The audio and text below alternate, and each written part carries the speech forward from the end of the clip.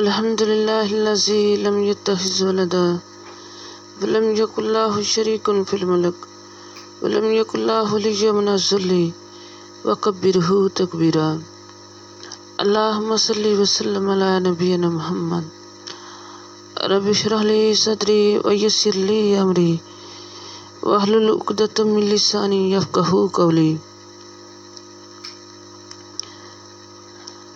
اللهم صل وسلم على نبينا محمد. اعوذ باللہ السمیع العلیم وبوجہہ الکریم وسلطانہ القدیم من الشیطان الرجیم.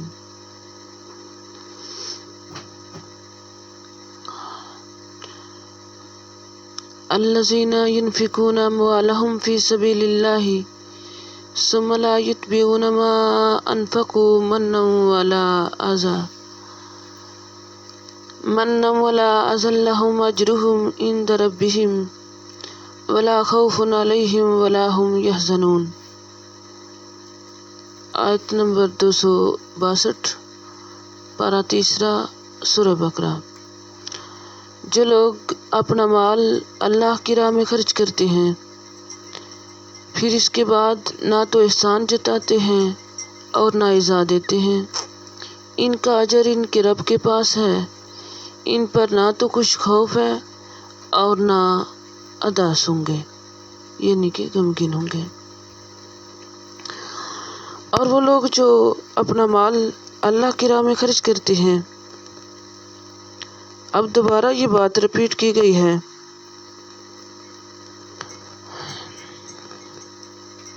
بات یہ ہے کہ اخلاص کے ساتھ خرچ کرو، دین کے فائدوں میں کرو. اور جب ایسا شروع ہو گیا، ایسا کرنے لگ گئے، اب کام شروع ہو گیا، ان کی مثال دی گئی کہ خرچ کرتے ہوئے کچھ اور مسائل پیش آ جاتے ہیں، جن میں سے خاص طور پر ایسی چیز جو نقصان دہ ہیں، جیسے کوئی ایک بیج بوتا ہے. اسی طرح اللہ نے حکم دیا ہے خرچ کرو، ہم نے ارادہ کیا کریں گے، پھر اللہ نے مزید شوق دلایا، اگر خرچ کرو گے تو میں تمہیں اتنا لٹاؤں گا. اور شوق آ گیا، اب تو ضرور ہی کریں گے، پہلے بھول گئے، اس دفعہ نہیں بھولیں گے. اب خرچ کرنے لگے، ساتھ ہی شیطان آ گیا. اب وہ کیا کہے گا کہ اب یہ کرنے لگا ہے تو اس میں کچھ نہ کچھ خرابی کروں تاکہ اس کا کیا کرایا ضائع ہو جائے، اس کو کچھ نہ ملے. تو اللہ تعالیٰ اس کے لیے محتاط کر رہا ہے. کتنا مہربان ہے ہمارا رب. ساتھ ہی ہمیں بتا رہے ہیں کہ دیکھو، خرچ خالصتاً اللہ کے لیے کرنا ہے، اور اس میں ایسی چیزوں سے بچنا ہے جو اس کو ضائع کرنے والی ہوں. وہ کیا ہے؟ قرآن پاک میں آتا ہے ثم لا یتبعون. ایمان والے لوگوں، جب تم خرچ کرو پھر وہ اس کے پیچھے منازع نہ کرو. ما انفقوا، جو کچھ بھی تم خرچ کرو اس کے پیچھے اذا نہ کرو، اذیت نہ دو. خرچ کرنے کے بعد احسان نہ چٹلاؤ.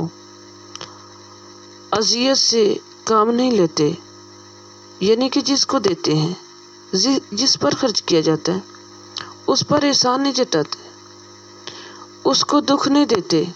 احسان جتانا کیا ہے؟ اور وہ کیا ہوتا ہے؟ کسی کے اوپر اپنی فوقیت قائم کرنا، کسی کو ذلیل کرنا، کسی کو حقیر سمجھنا، اس بنا پر کہ اس پر خرچ کیا ہے میں نے، احسان کیا میں نے، اس کو منشن کرنا اس انداز میں کہ اس کو حقیر کیا جائے. اور اذیت دینا کیا ہے؟ کہ لوگوں میں اس کا ذکر کرنا، اس کو شرمندہ کرنا، کہ وہ ذکر کرنے کے بعد وہ शर्मिंदा हो जाए। जब अल्लाह ताला के लिए किया है तो फिर बंदों पर एहसान क्या। फिर मामला तो सिर्फ अल्लाह के साथ होना चाहिए, अजर तो अल्लाह से लेना चाहिए। फिर इंसानों में उसको क्यों नशर कर रहे हैं। अल्लाह के लिए किया तो फिर अल्लाह ही से उसका सिला लेना है, वो अल्लाह ही उसका सिला देगा। अगर दुनिया को दिखाने के लिए किया तो फिर आखिरत के लिए कुछ नहीं बचेगा। जो लोग अल्लाह के लिए खर्च करते हैं और एहसान नहीं जताते, उनके लिए उनके रब के पास अजर है और वो रब उस पर ना जुर्म करेगा ना सवाब में कोई कमी करेगा, क्योंकि मनाज़ा अजर ज़ाया करने के सबब बनते हैं और ये इखलास के मुनाफी चीज़ है। और इस मामले में ये भी एहतियात करनी चाहिए कि ये मनाज़ा ना ज़बान से हो ना अमल से, क्योंकि बाज़ औक़ात हम ज़बान से कुछ नहीं कहते लेकिन रवैये में वो मान ज़ाहिर करते होते हैं कि मैंने तुम पर एहसान किया था। बाज़ औक़ात हम मामले में अज़ा देते हैं, दूसरे को अपनी मनमर्जी के मुताबिक चलाना चाहते हैं। ये सारी चीज़ें इसी में शामिल हो जाती हैं। बाज़ औक़ात हम किसी को देते हैं और वो हमारे साथ अच्छा सलूक नहीं करते, तो हम कहते हैं मैंने उसको ये और ये दिया था और उसको इतनी भी हया नहीं रही कि मैंने उसके साथ क्या सलूक किया था। और ये नहीं कि दिल में शिकवा करते, बल्कि किसी से ज़रूर जिक्र करते हैं। जो खालिस अल्लाह के लिए देता है उसको ये बात जेब नहीं देती। इन दो चीज़ों से परहेज़ की ज़रूरत है। जो इनसे बच गया, लहुम अजरुहुम, उनके लिए उनका अजर महफूज हो गया। कहाँ महफूज हुआ? इंदा रब्बिहिम, उनके रब के पास। बच्चे आमतौर पर अपनी चीज़ खुद नहीं संभाल सकते। उनको ये होता है कि कोई और ले लेगा, तो वो किसके पास जाके रखते हैं? अपनी माँ के पास, अम्मी के पास जाते हैं। क्यों जाते हैं? क्योंकि उन्हें यकीन होता है अम्मी से चीज़ नहीं गुम होगी, जब चाहूँगा जाके ले लूँगा। बिल्कुल इसी तरह हम जब अल्लाह के रास्ते में दे देते हैं तो गोया हम अल्लाह ताला पर इत्मीनान करते हैं कि हमने अपनी चीज़ अल्लाह के पास महफूज करा दी। वहाँ से कल को जाकर मिलेगी इंशाल्लाह। इतनी नहीं मिलेगी, दुगनी करके मिलेगी, और वहाँ से कोई चुरा नहीं सकता। दुनिया में कीमती से कीमती चीज़ें कभी सैलाबों की नज़र हो जाती हैं, कभी आग लग जाती है, कभी ज़लज़लों में दब जाती है, कभी कोई और हादसे हो जाते हैं। दुनिया में कोई जगह है ही नहीं जहाँ इत्मीनान कामिल हो। उनका अजर उनके रब के पास बहुत ही ऊंची जगह महफूज हो गया। उन पर कोई खौफ नहीं होगा। मसलन किसी के हाथ में सोने की चूड़ियाँ हों तो वो ज़रूर खौफ आएगा उसको, कोई चुरा ना ले, कोई उतार ना ले। उसकी खूबसूरती कम और खौफ ज़्यादा। इसी तरह बाकी चीज़ें भी। मैं तो इसके काबिल था ही नहीं कि मैं इन चीज़ों की हिफाजत कर सकता। ये उसके पास चले गई जो बहुत ज़्यादा हिफाजत कर सकता है। ये खौफ दुनिया में भी कम हो जाता है इंसान का जब अल्लाह के पास हमारा माल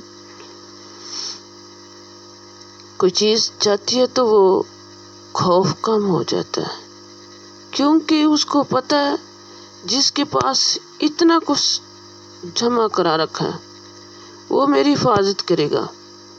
अगर मैं इंसानों की ज़रूरत पूरी करता हूँ तो मेरा रब मुझे अकेला नहीं छोड़ेगा। ऐसा होता है, हदीस पाक में आता है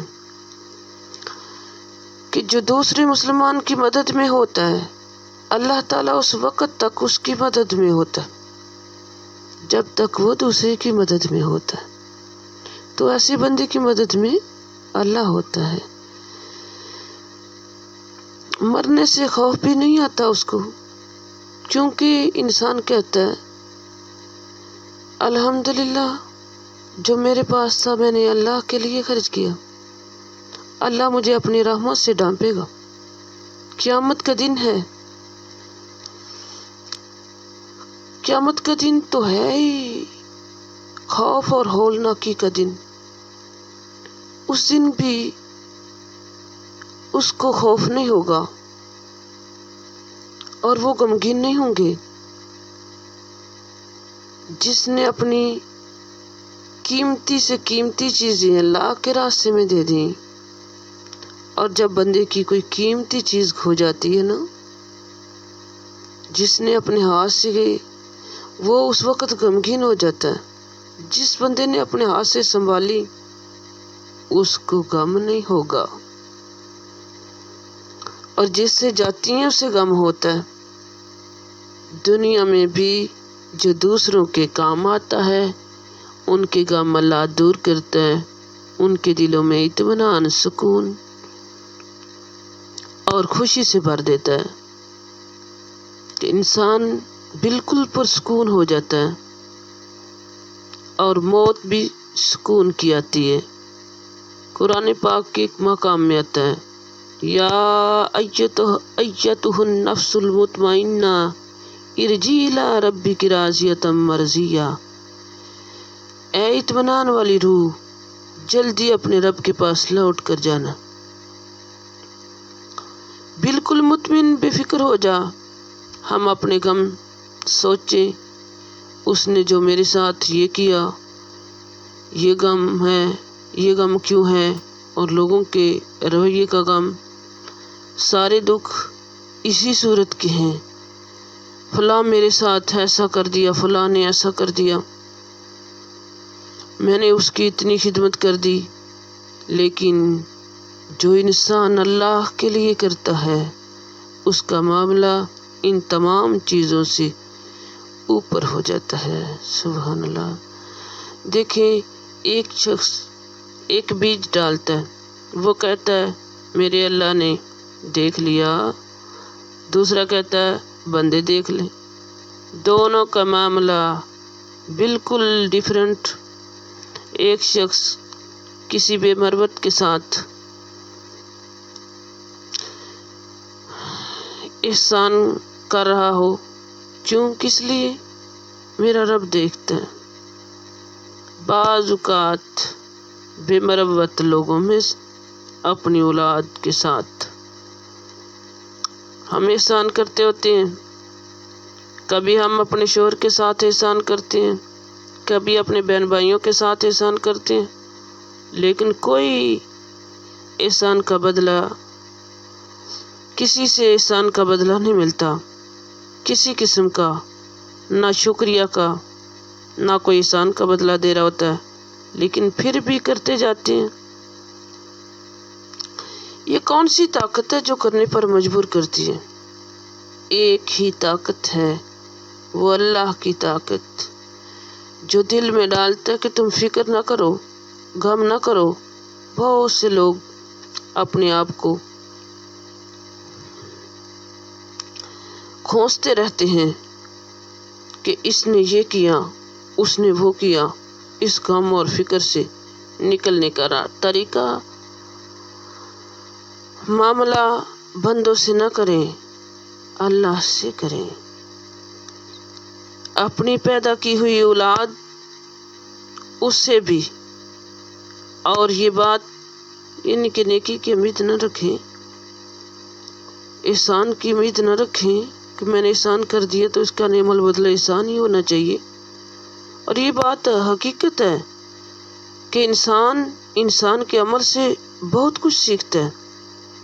جب ہمارے دل میں یہ آ جائے نا کہ میں نے اس اولاد کے ساتھ جو احسان سلوک کیا، لوگوں کے ساتھ جو سلوک کیے، ان کا مجھے بدلہ ملنا چاہیے، نہیں، بلکہ یہ اللہ کی طرف سے مجھے اللہ کے احکامات کی طرف سے بتائے ہوئے فرائض تھے میری طرف، اور میں نے وہ پورے کیے۔ ان کے ساتھ میں نے اچھا سلوک کر کے انہی کے ساتھ بدلے کی امید نہیں رکھنی، میرا معاملہ اللہ کے حوالے، ان سے مجھے کچھ نہیں چاہیے۔ تو پھر اللہ تعالیٰ بچوں کے دل میں بھی محبت ڈال دے گا۔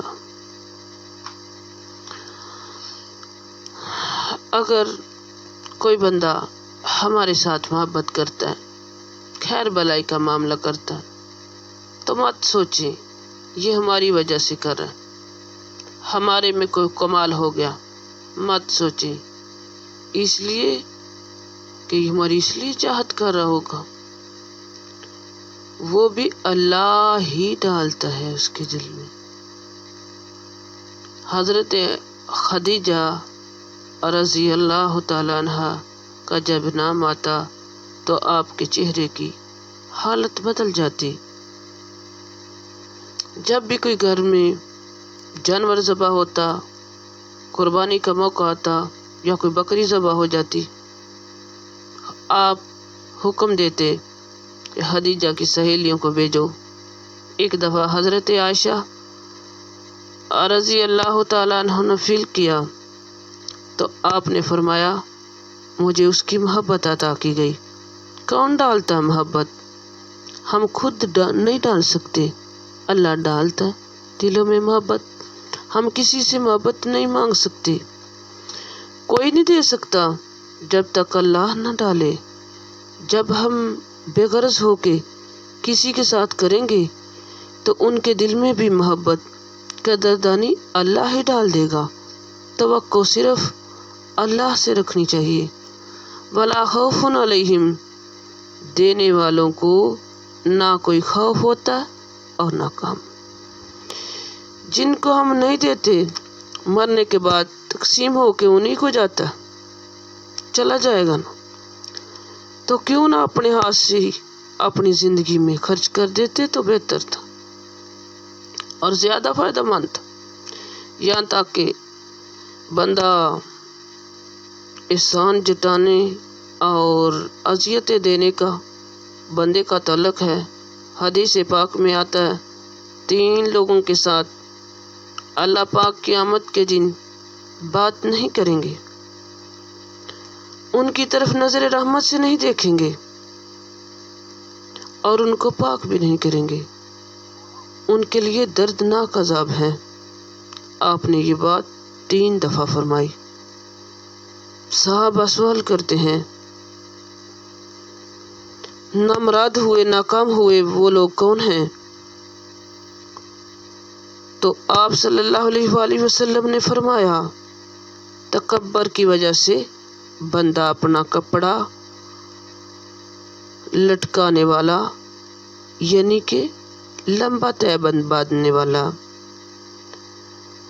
اور جو پیچھے گھسٹتا رہے، المنان، اور احسان جتانے والا دوسرے نمبر پہ، جو احسان جتاتا ہے، جو دے کر کہے دیکھو میں نے تمہارے ساتھ یہ سلوک کیا، میں نے ایسے کیا ایسے کیا، اور کبھی بول کر کہے اور کبھی عمل سے کرے، اور تیسرے نمبر پر جھوٹی قسم کھا کر اپنا سودا بیچنے والا۔